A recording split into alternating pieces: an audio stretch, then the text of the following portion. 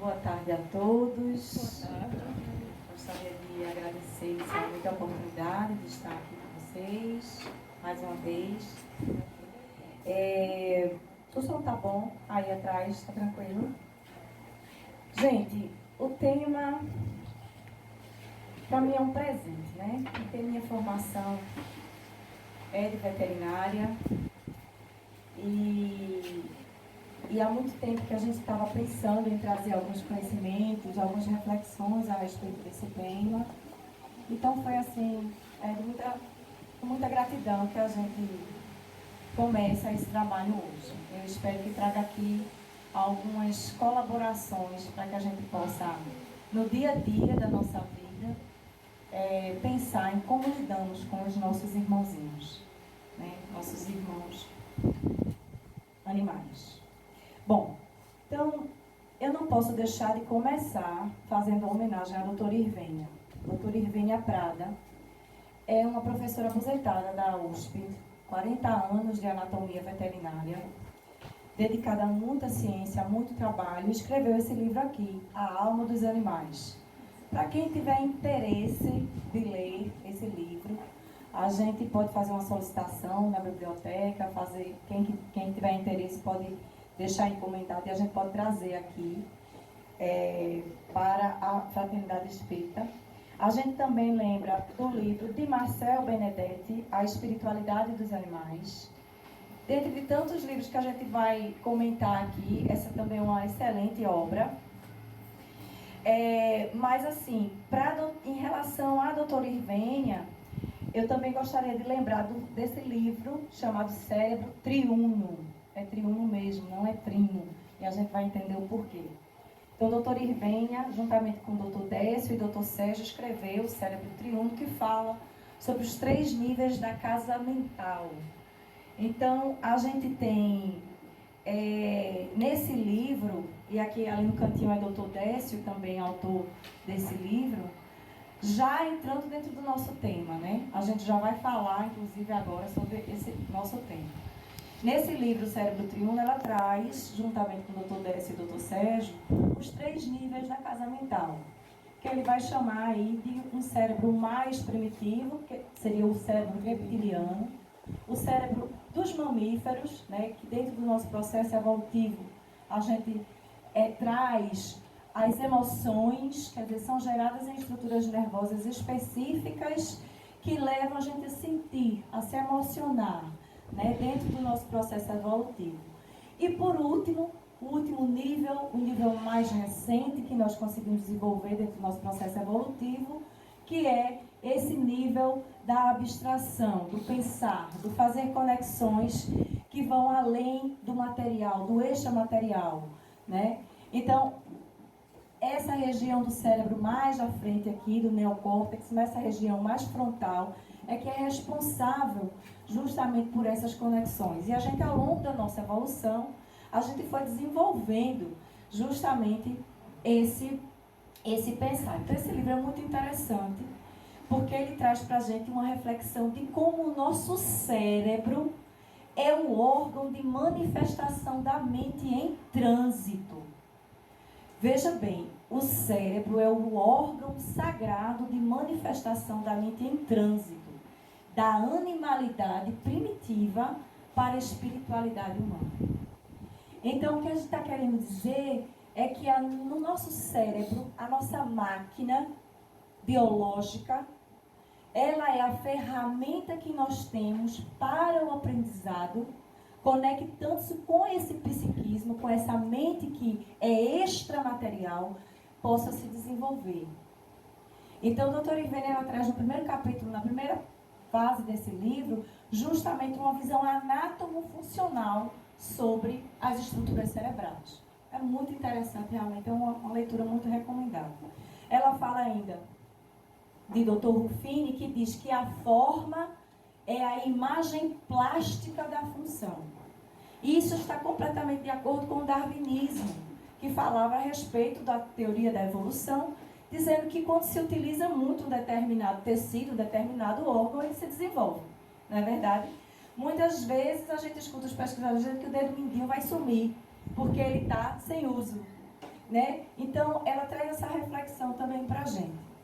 E nesse livro existe também esse link porque essa fala aqui, gente, eu pulei essa parte, essa fala aqui é do Calderaro, que é o mentor espiritual de André Luiz no livro No Mundo Maior. Então, o doutor Irvênia, ela traz esse paralelo da ciência, da morfologia do cérebro com a questão espiritual, né? Então, ela traz esse paralelo, lembrando e traduzindo, através de dados científicos, o que foi escrito por nosso irmão André Luiz, psicografado por Chico Xavier. Então, a gente tem aí uma situação assim, bem clássica dentro do processo evolutivo na espécie humana, para falar sobre isso, sobre a plasticidade da forma, né, como a gente tinha colocado. Então, do Australopithecus até o Homo sapiens, que nós estamos no Homo sapiens sapiens, né, hoje, então a gente tem um aumento do tamanho do cérebro, aqui inicialmente com 450 gramas, há 3,5 milhões de anos atrás, e hoje a gente tem um cérebro com 1,5, né, gramas, ou seja, 1 quilo e um pouquinho, né? Então a gente aumentou muito esse cérebro. Então a gente foi melhorando as conexões, aumentando a utilização e a forma foi tomando a plasticidade da função, né? Bom, então a gente traz o conceito de que a mente, já no livro Pensamento e Vida, psicografado também por Chico, Emmanuel vai nos dizer o seguinte: a mente é o espelho da vida em toda parte. Então ele está falando do psiquismo, ele está falando do extramaterial. A mente é o espelho da vida. Aí ele complementa: é o campo de nossa consciência desperta, na faixa evolutiva em que o conhecimento adquirido nos permite operar.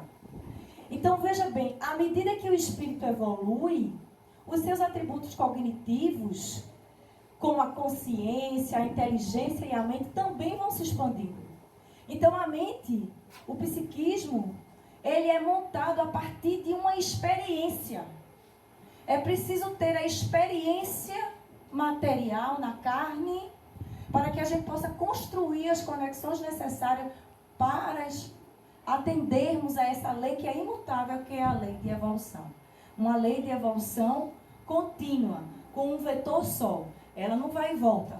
A gente não encarna a gente e depois volta a ser animal. A gente tem uma linha só de evolução.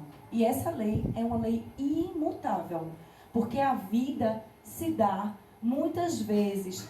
A gente pensa que em desordem, mas na verdade não existe desordem. A vida se dá de maneira plena e sistemática em cima de leis imutáveis, que são as leis divinas. A lei de evolução regendo tudo isso. Então, uma situação que a gente coloca agora é o papel moral que o ser humano possui no processo evolutivo dos animais. Qual é o nosso papel moral em relação a isso? A gente vai ver que ao longo da história, aqui com a nossa palestra, a gente teve muitos momentos difíceis na história em relação a esse conhecimento, né? Mas vamos pensar, meus amigos, hoje a gente sabe que a diferença genética entre nós e, por exemplo, um orangotango é de apenas 0,6%. 0,6% a diferença genética entre nós e essas espécies. Gente, é muito pouco, né? O que é que difere tanto aí? A fala. A fala é uma coisa que realmente termina trazendo essa distância do comportamento e das conexões, do nível de conhecimento que esses animais podem desenvolver, porque eles não se comunicam de forma articulada como nós fazemos, não é? Mas, no entanto, a diferença genética realmente é muito pequena.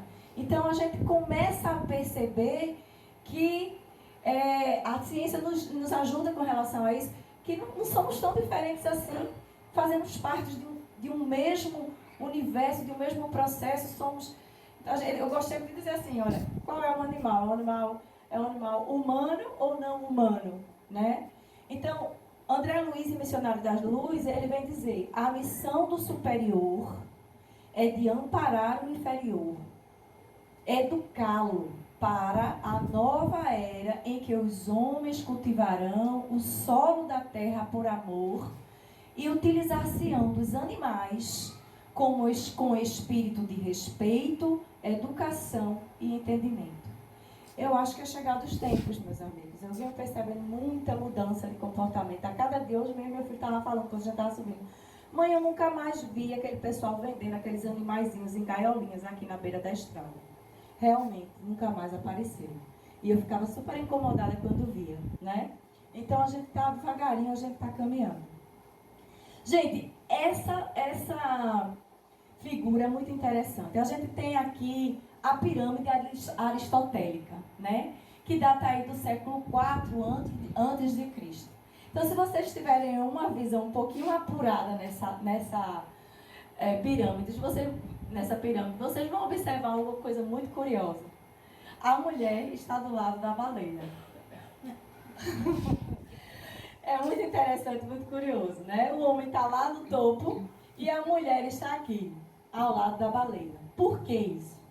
Porque durante esse período e até o século VI depois de Cristo, a mulher ainda era considerada seres de espírito, de alma não imortal. Sabia-se que tinha alma, mas era uma alma que desaparecia no universo de alguma maneira. Não era considerado imortal. Isso foi modificado depois do Concílio de Macon, na Igreja Católica, em 1525, onde é hoje a França, né, a antiga Gália. Então, vejam que nós temos aí um estado antropocêntrico e geocêntrico, lembrando também, né, de Aristóteles, que trabalhava a Terra como o centro do universo, uma visão ainda muito primitiva de conhecimento. E por que eu estou trazendo isso? Porque eu estou querendo mostrar para vocês, a gente vai ver ao longo da palestra, que passo a passo a humanidade foi construindo conexões dentro do preceito de evolução contínua que a gente está comentando. Então, as coisas não aconteceram de uma hora para outra, e longe de mim fazer qualquer crítica a Aristóteles, mesmo, gente, por favor. Mas assim, dentro das possibilidades dele, daquela época, né, daquela sociedade, era o que se tinha de visão. Aí depois veio Copérnico, mostrando que não era bem assim, né, que nós não estávamos aí dentro desse processo de centro do universo, mas mesmo Nicolau Copérnico tendo vindo fazer desfazer essa ideia aristotélica do geocentrismo e do antropocentrismo, a gente ainda tem, gente, resquícios muito fortes do antropocentrismo. Tem ou não tem? Não é verdade? Essa visão aristotélica ainda é muito forte no nosso dia a dia. É ou não é? Então, a gente teve no século XVII um momento muito difícil, que foi René Descartes, que passou a defender a ideia de que os animais não possuíam alma. Então, ele trazia uma visão dos animais como autômatos, como máquinas. Ele dizia que a razão ou o juízo era a coisa que fazia a diferença entre os homens e os animais. Então, ele colocava os animais como máquinas. Só que aí Voltaire, em 1770 mais ou menos, ele vem trazer uma visão assim, bem assim, contundente contra essa visão de Descartes. Voltaire vem dizer, mas que ingenuidade, que pobreza de espírito dizer que os animais são máquinas privadas de conhecimento e de sentimento, que podem sempre, que procedem sempre da mesma maneira e que nada aprendem e nada aperfeiçoam. Então ele vem tirar um pouco essa visão, diminuir um pouco o impacto dessa visão antropocêntrica e de subjugo, de escravização e subjugo dos animais. Então ele bota até aqui a gente bota até aqui essa figura que representa muito isso, né? Um animal como se fosse um robô por dentro. Então ele faz uma ironia nesse momento. Mas olha só, gente, até pouco tempo a gente tinha escravidão no país, no nosso país. Nós fomos os últimos países da América do Sul a nos livrarmos dessa carga. Porque se dizia o quê? E a igreja, ou as instituições religiosas nesse sentido, eles trouxeram muito esse apoio, infelizmente, ao dizer que os escravos não tinham alma, que eram como animais, né? Isso apoiava a sociedade desse processo de subjugação. Então, veja só, a gente saiu de uma condição dos animais, a gente saiu lá da mulher, a gente deu um passo à frente e colocamos aí a questão dos animais, dos escravos, que isso é uma coisa que a gente fica assim muito... Hoje em dia a gente olha com muito, né, como pode um dia a gente ter pensado dessa maneira. E aí eu pergunto assim, será que o psiquismo humano, ele não acha tão conveniente duvidar da existência da alma dos animais para que possam continuar subjugando e explorando esses seres? Será que não é esse o ponto? Né? É muito bom para a gente, é muito confortável entender que são autômatos, que não possuem a consciência no nível que nós temos e simplesmente por conta disso realmente não possuem a consciência no nível que nós temos, não. Mas a gente vai ver que eles são seres sencientes. Então, eles não são meras máquinas, eles sentem, eles pensam, eles raciocinam. Então, para você ver o tamanho da bronca, o tamanho do problema, a doutora Irvênia, no livro A Alma dos Animais, ela como presidente do Comitê de Ética da faculdade, né, da USP, lá, Veterinária de Zootecnia, ela escrevendo um documento que ela estava tentando regulamentar a utilização dos animais, evitando o sofrimento animal. Então, na década de 80, quando ela escreve esse documento dizendo... Vamos evitar o sofrimento animal para que esses animais, essas cobaias, não sofram tanto. Então, os colegas veterinários dizem para ela, olha, a gente não pensa que o animal sente dessa forma. Então, ele diz assim, a ideia de que a mente é um atributo apenas humano. Na década de 80, eu falo para veterinários, para colegas na USP, tentando convencer a despeito disso, de que era preciso ter mais cuidado com os animais. Então, isso chega a nos chocar, não é verdade? Porque década de 80 foi há 40 anos atrás. É muito recente, né? Bom, mas a gente está em constante evolução. Então, a gente tem que entender que um passo a cada dia.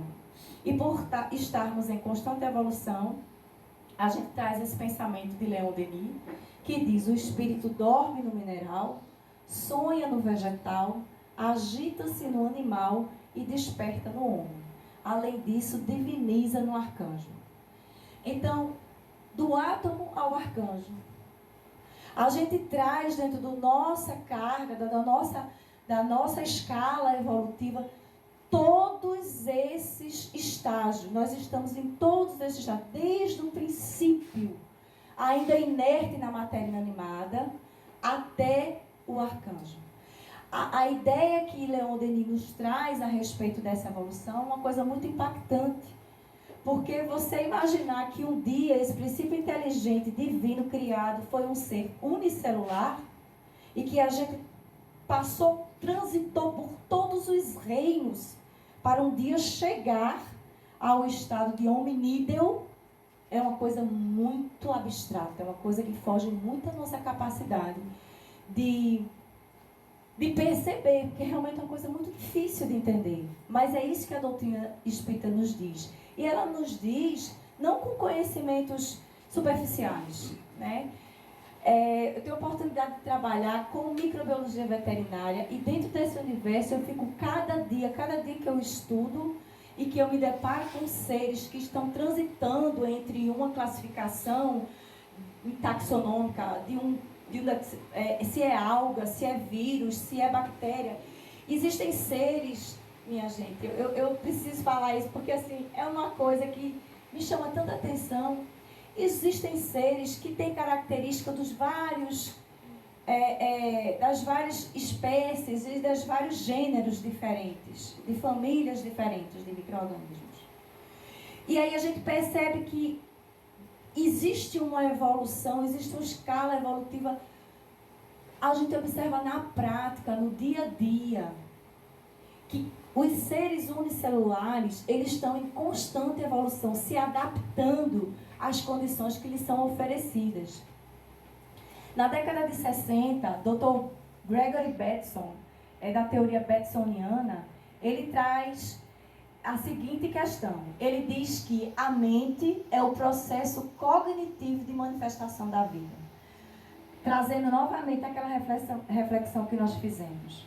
Então, ele nos diz o seguinte: a mente é um processo de auto-organização próprio de todo ser vivo e é um processo mental. É um conceito, esse conceito derrubou a visão cartesiana de que apenas os homens poderiam desfrutar dessa condição. Porque atribui a existência da mente para todos os seres vivos, afastando uma conotação religiosa que sempre existiu. Então, não há favoritismo no universo. E todos os seres se aperfeiçoam à medida que angariam experiências de cada fase.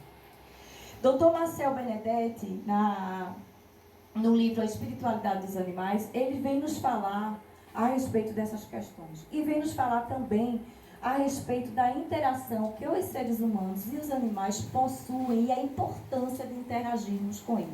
Da troca de energia que a gente pode estar tendo com esses animais, inclusive no mundo espiritual. Em zooterapias, eu também indico bastante. Tem um livro que chama-se Todos os Animais Merecem o Céu. E tem uma outra versão que chama Todos os Cães Merecem o Céu. Também dele, que traz muita reflexão sobre isso. Na questão 540 do Livro dos Espíritos, a gente vai trazer um pouco daquela formação que a gente estava comentando a respeito das células. Então, ele diz assim, como nós tínhamos falado, né? Tudo se encadeia na natureza, desde o átomo ao arcanjo. Então, a pergunta é correto entender que as células estão associadas a princípios inteligentes de feição rudimentar? E aí, já no livro Evolução em Dois Mundos, a gente tem a seguinte resposta. Eu vou resumir, gente, que é muita informação e o tempinho da gente já está bem adiantado, tem muita coisa ainda. Então, eu vou resumir para a gente pensar sobre a questão da inteligência celular, que ele vai nos responder da seguinte maneira. As células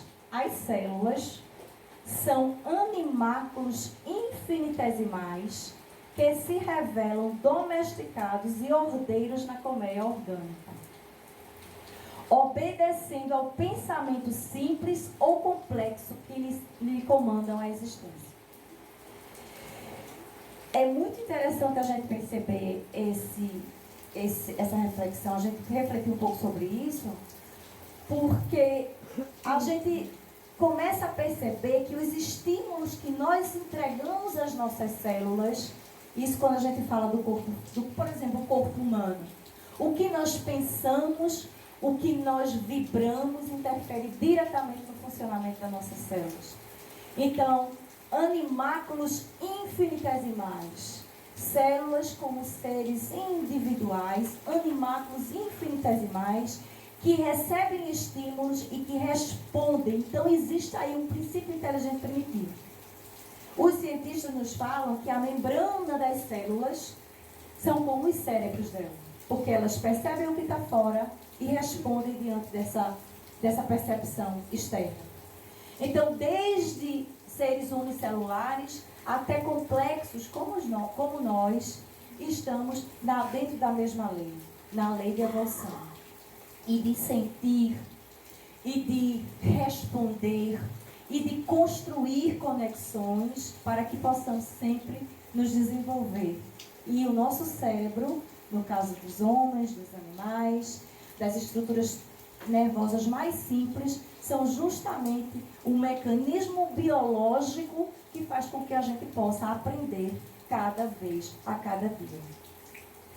Então, a gente pergunta assim, Então, qual é a real diferença entre a questão dos animais e nós? Isso é uma pergunta que sempre a gente fica. Se eles são tão inteligentes, mas o que é que hoje a ciência nos traz de diferença conceitual? Então, a gente diz que os animais são sencientes. O que é um animal senciente? A senciência é justamente a capacidade dos seres de sentir sensações e sentimentos de maneira consciente. Bom, então os animais são conscientes, sim. É uma consciência primitiva, muito inferior à nossa, mas é uma consciência. É um estado de consciência. Então, o ser senciente, ele pensa, ele tem inteligência, ele tem memória, ele tem sensibilidade, ele tem sensação, ele sofre física e mentalmente, e ele tem psiquismo. Ele tem algo extramaterial que está por trás e que está relacionado às suas conexões, às suas experiências. E aí, quando a gente vai fazer uma comparação do consciência e senciência, a gente vê, ó, consciência está descrito como ser consciente, que é o sinônimo de ter experiência. Veja como conecta as coisas. Então, você tem a experiência, e aí você, com a experiência, você utiliza o aprendizado para se desenvolver um ser cada vez mais consciente. Então, esse termo consciente vem do latim consciência, que é o conhecimento, consciência, o senso íntimo. Então, hoje nós temos animais conceitualmente como seres sencientes, que sentem, que têm sensações e que são conscientes de maneira primitiva. E nós, seres mais evoluídos, em termos de consciências e conexões, porque utilizamos a nossa mente de maneira mais plena, nosso cérebro de maneira mais plena, conseguimos construir um psiquismo mais elaborado, uma mente mais elaborada, que nos traz a condição de hominídeo que nós temos hoje. Então, a experiência traz o conhecimento. Por isso que o animal, no reino animal, a gente precisa da encarnação e da experiência material. Porque a evolução desses princípios inteligentes não se dão em saltos quânticos de uma hora para outra. Se dá a cada passo, né, em cada estágio evolutivo. Então a gente precisa entender o que a gente ainda não conseguiu muitas vezes, que a gente precisa entender que esses animais, eles não devem estar sendo explorados e subjugados por nós. Né? Não é bíblico que nós subjuguemos os nossos animais. É bíblico que nós utilizemos e aprendamos com ele. Nunca foi falado que nós precisávamos explorar ou subjugar. Para um ser servir a outro, não é preciso subjugação. É ou não é verdade, gente? Catinha aqui pode me servir, eu posso servir a ela sem precisar que haver relação de exploração ou de subjugo. Então, nunca foi bíblico que a gente precisa explorar ou subjugar. Bom, aí a pergunta do Livro dos Espíritos 23 diz assim, 24, o espírito é sinônimo de inteligência? E aí a resposta é, a inteligência é um atributo essencial do espírito, mas ambos se confundem no princípio comum, de sorte que para vós são a mesma coisa. E aí a gente continua, pois que os animais possuem uma inteligência que lhes faculta certa liberdade de ação, haverá neles algum princípio independente da matéria? Na questão 597 do Livro dos Espíritos. E ele responde, há um princípio inteligente e que sobrevive ao corpo. Então está escrito no Livro dos Espíritos que existe esse princípio inteligente, que aqui nós estamos falando, que está constantemente, né, evoluindo de acordo com esses conhecimentos. Bom, esse princípio é uma alma semelhante ao homem? É também uma alma, se assim o quiserdes. A gente tem que lembrar que nessa época o conhecimento ainda era uma coisa assim, muito rudimentar nessa área. E que muitas dúvidas ainda pairavam sobre essa sociedade em relação ao tema. Era pouco abordado. Então, a gente tem algumas modificações e retificações, inclusive, em edições posteriores dessa inicial do Livro dos Espíritos, justamente porque a gente tem muitas dificuldades. Eu vi uma entrevista bem interessante na TV Mundo Maior, com um especialista, falando justamente sobre isso, que ainda era muito difícil a gente falar sobre esse tema nos dias de hoje. Imagine nessa época. Então, muito se foi retificado em relação a isso. Aí ele diz assim, ó, é também uma alma, se o quiserdes. Isto depende do sentido que se toma essa palavra, mas é inferior à do homem. Há entre a alma dos homens, olha só, gente, há entre a alma dos homens e dos animais tanta distância quanto entre a alma dos homens e de Deus. Ou seja, até a gente chegar aos espíritos, ao arcanjo, né, a forma mais perfeita que podemos chegar, então é mais ou menos a mesma distância que o reino animal traz até o reino hominídeo. Então são bilhares e bilhares e bilhares de anos e de encarnações, aprendendo lentamente a cada passo. Bom, atualmente, em 2012, Dr. Philip Lowe, que é da Universidade de Stanford, num congresso sobre consciência em humanos e animais não humanos, conforme a gente tinha comentado, ele fala o seguinte, nesse congresso, nessa conferência, ele diz assim, ó, não podemos mais fazer de conta que não sabíamos.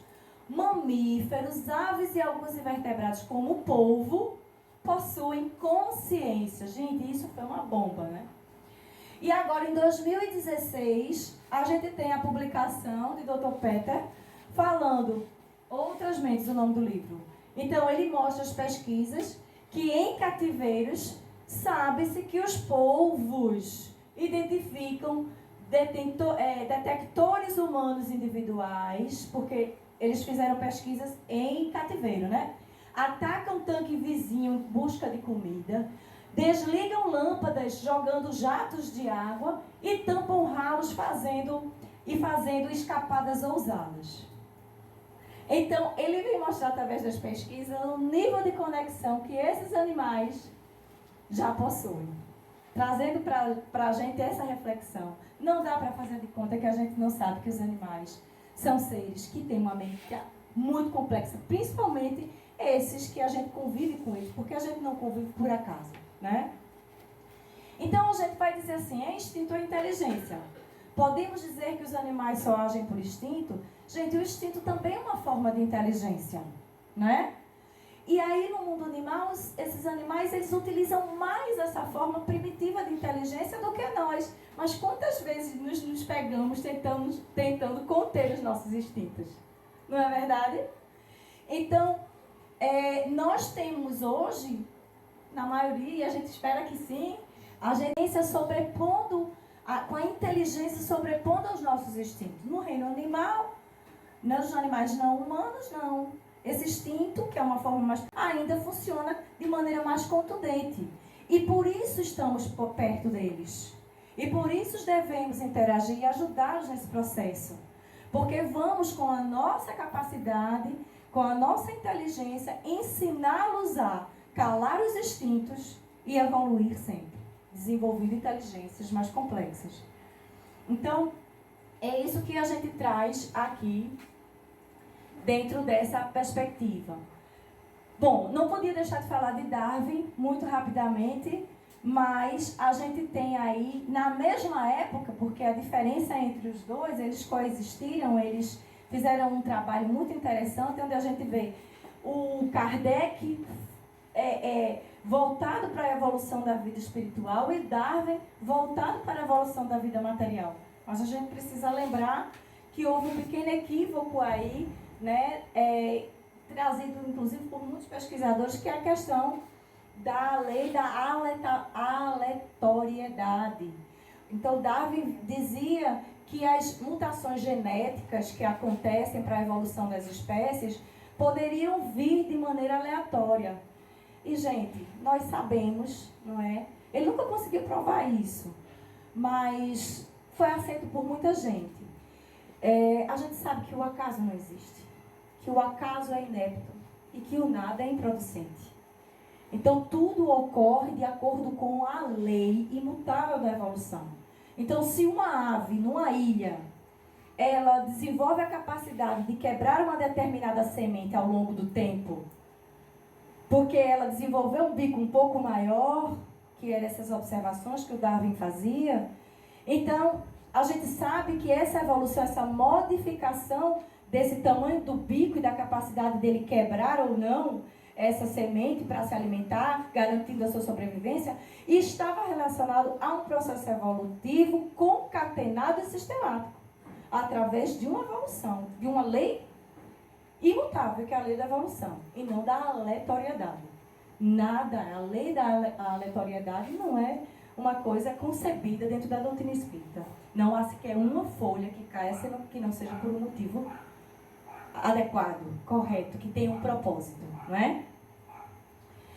Então hoje a gente sabe que o teu cão que você tem em casa, o teu gatinho, ele realmente te ama. E aí eu vou trazer um pouco essa questão do cão, porque a gente tem um estudo de Dr. Gregory Benz que mostrou, e ele escreveu um livro chamado Como é Ser um Cão. Ainda não foi lançado no Brasil.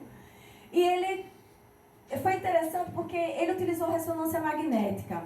Nesse trabalho dele, ele tinha um problema a resolver. Porque toda vez que ele queria verificar as conexões cerebrais que os animais desenvolviam, ele precisava sedar os animais para colocar lá dentro, porque ele ficava agoniado com aquela máquina, com aquele som, né, com aquela coisa imprensadinha e tal. Então ele pegou um grupo de animais e foi desenvolvendo durante um bom tempo, condicionando esses animais essa capacidade deles se manterem tranquilos dentro dessas máquinas. E ele conseguiu, né? Sem precisar maltratar esses animais, com muita paciência e com muito treinamento, ele conseguiu colocar esses animais dentro de uma máquina de ressonância magnética e observar a partir de ruídos parecidos com a chegada do dono, a partir de cheiros que o dono exalava, a partir de uma série de estímulos, perceber que atividade neuronal cerebral esses animais possuíam. E foi um sucesso. Eles pensam e sentem muitas vezes exatamente como nós. Numa estruturazinha chamada núcleo caudado, que existe em cães e humanos, eles percebem exatamente da mesma maneira e reagem também da mesma maneira, com felicidade, com liberação de neurotransmissores, tais quais nós o fazemos. Então veja que similaridade, que conexão. É a partir disso e desse papel que a gente precisa entender a importância nossa no convívio e no respeito com os animais.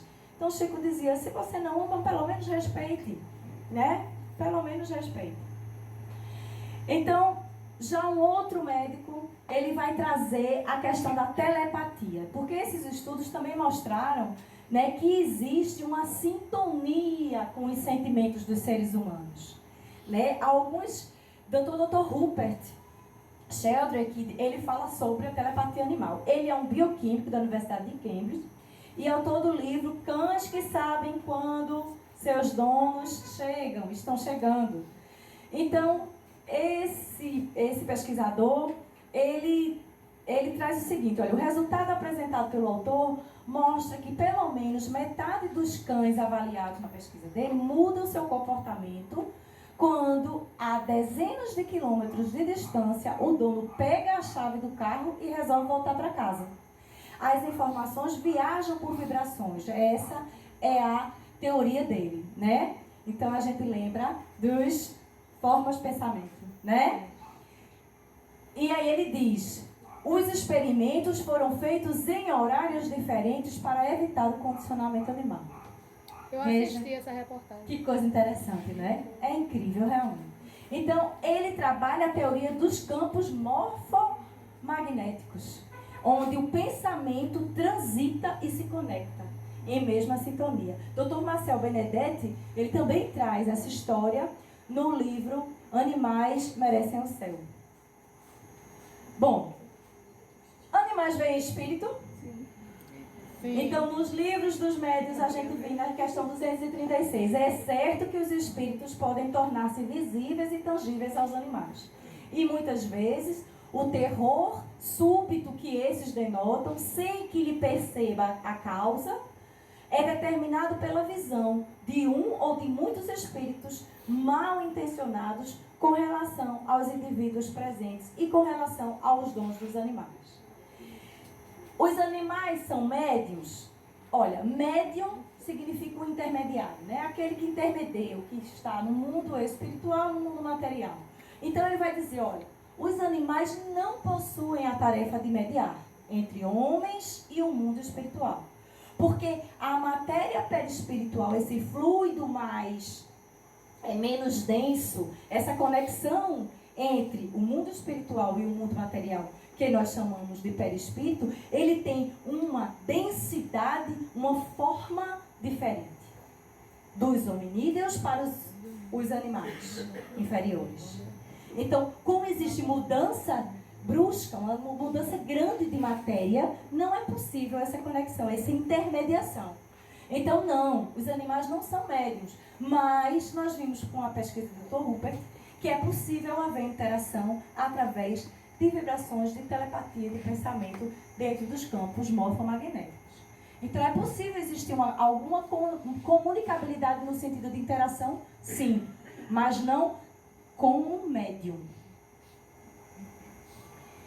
E como não há favoritismo no universo, somente através do conhecimento que adquirimos vamos evoluindo, é de extrema importância a encarnação no mundo animal.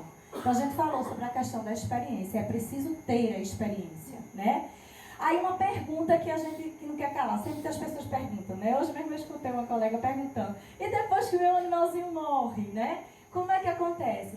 Então no livro dos Espíritos ele diz o seguinte, ó, após a morte, a alma dos animais conserva a sua individualidade e a consciência de si mesma? Então a resposta, sua individualidade sim, mas não a consciência do seu eu. Então isso já vai responder aquela pergunta que a gente tem, e o animal espia, ele tem karma? Não, ele não tem karma porque ele não tem necessidade de reparar erros, uma vez que ele ainda está no nível de uma consciência primitiva. Então a gente às vezes fica dizendo, puxa, mas por que ele sofre tanto? Tem tanta gente que reclama desse ponto da doutrina que é a dor-evolução, mas eu não concordo com dor-evolução. Mas a gente precisa entender que como eles precisam muito, assim como nós, né? Só que num nível diferente. Mas precisam muito da matéria, de estar encarnado para aprender, para desenvolver aquele psiquismo que a gente tinha falado, né? Para desenvolver essas conexões, ele precisa da experiência material. Então a dor é consequência de viver na carne. Não tem como fugir. E para os animais, a dor é um processo, assim como nós, de evolução. Então não dá para fugir disso. Infelizmente, mas não que ele mereça expiar, ou que ele tenha karma, ou que ele precisa rever os seus comportamentos anteriores. Não, ele não tem esse nível de consciência, né? Bom, aí ele completa, né? A vida inteligente permanece em seu estado latente. A gente vem aqui com essa pergunta, né? Pra gente adiantar, porque eu já estou preocupada ali com a hora. Então, animal não espia, né, gente? A gente comentou a respeito disso. Eles estão aqui para aprender conosco. Agora, nós, que somos seres com uma consciência mais avançada, é que devemos ter o cuidado de não deixar esses irmãozinhos sofrendo. Aí sim, entra o nosso papel dentro desse processo evolutivo. E aí, a questão da eutanásia. Então, doutor Marcelo, eu trouxe aqui alguns pontos que geralmente são muito comentados, né? Então, e a questão da eutanásia? Então, o doutor Marcelo Benedetti vem dizer para a gente o seguinte, olha, o animal tem consciência, mas muito mais restrita em relação aos seres humanos. Eles seguem muito mais os seus instintos. Então, como não tem karma, a eutanásia deve ser o último recurso utilizado. O veterinário deve fazer todo o possível para salvá-lo. Mas se não tiver jeito, vai ter que ser feito. Aí ele complementa, é um aprendizado tanto para o animal, quanto para o dono que precisa tomar essa decisão, que é muito difícil. Quem já passou por isso aqui sabe o quão difícil é tomar essa decisão. Mas é um aprendizado mútuo, tanto para o animal quanto para nós, para o veterinário. E a questão da humanização dos animais, gente, isso é um ponto complicado. Porque a gente quer trocar essas experiências com ele, a gente quer o aconchego daquele olhar carinhoso, a gente quer estar perto deles porque eles dão pra gente um amor incondicional. E a gente já viu que as pesquisas mostram que ele te ama mesmo se você não der comida, ele vai te amar, porque ele sente igualzinho a gente. Mas a gente não pode fazer dele gente, bicho a bicho, gente a gente, né? A gente pode passar doença pra ele e ele passa pra gente. Então, às vezes, a gente bota o animalzinho da gente em casa, em banheiro, em cima da cama. A gente também pode levar doença para ele. Agora eu estou falando como veterinária, né? E a gente não pensa nisso. A gente pensa que só eles que podem trazer doença para a gente, mas isso não é verdade. Então, a gente precisa entender que quando a gente age tentando humanizar os animais, a gente está desrespeitando. Porque a gente está invadindo a capacidade que ele tem, ou o limite que ele tem. Toda vez que a gente passa dos limites, a gente sofre consequências graves. Vocês lembram daquele surto de vaca louca, aquele problema de vaca louca que teve? Aquilo ali é um exemplo clássico. É uma doença causada por uma proteína anormal. Não é vírus, não é bactéria, não é uma proteína que é produzida pelo organismo. Por que ela surgiu? Por causa de hábitos alimentares, que foi modificado do ruminante. O ruminante é para comer grama, não é para comer resto de animal. Modificaram essa alimentação, apareceu uma doença que até hoje não se entende bem como é. Então a natureza, ela é clara, não adianta a gente querer dar saltos evolutivos, um passo a cada vez. Então o animal, ele vai passar por um processo de melhoria e de evolução, mas a gente tem que ter o cuidado de não passar dos limites em relação a isso, não é? Gente, em relação ao consumo de carne, eu vou finalizar, porque a gente já chegou no nosso horário.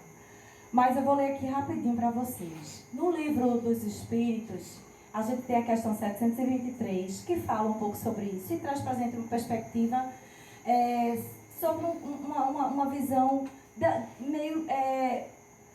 meio que da conservação da espécie humana na utilização da carne como um substrato necessário para a nossa subsistência. Mas no livro, mas Emmanuel, ele traz para a gente uma visão um pouco diferente disso. Então ele vem dizer o seguinte: a ingestão das vísceras dos animais é um erro de enorme consequência. Os valores nutritivos que essa carne que a gente pode encontrar na carne e nos produtos podem ser substituídos por produtos de origem vegetal. Essa é uma visão que Emmanuel nos traz, não é uma visão minha, tá? Estou trazendo uma visão de Emmanuel. E aí ele complementa dizendo assim: consolemo-nos com a visão do porvir, sendo justo e trabalhando dedicadamente pelo advento dos tempos novos, em que os homens terrestres poderão dispensar a alimentação, os despojos sangrentos dos seus irmãos inferiores. Então, essa visão está no livro O Consolador, na questão 129, é Emmanuel que nos traz. Bom, gente, eu gostaria de finalizar a nossa palestra trazendo essa reflexão de que precisamos sair dessa visão antropocêntrica para a gente viver uma visão ecocêntrica, em que a gente se coloque dentro de um todo universal e que a gente não viva no topo da pirâmide, porque nós não estamos no topo dessa pirâmide. Nós somos apenas um dentre todos os seres que aqui que vivem, né? Então André Trigueiro, ele fala para a gente: o que está dentro está fora e o que está fora está dentro. O que existe de micro-organismos na natureza existe dentro de nós. O que existe de fluido animal existe também dentro de nós. E assim, vice-versa. Então, somos parte de um todo universal. Mahatma Gandhi diz assim: a grandeza de uma terra e o grau de civilidade de um povo pode ser julgado pela maneira como essa sociedade cuida e se relaciona com os animais. Não podia deixar de falar de Francisco de Assis, que amou demais os animais, a reencarnação de João o Evangelista, que respeitou muito os animais e a natureza. E ali a foto da minha cadelinha, que desencarnou há 5 anos atrás, e que por conta dela eu vim morar em aldeia. Se não fosse por ela, eu não estaria aqui hoje. Muito obrigada.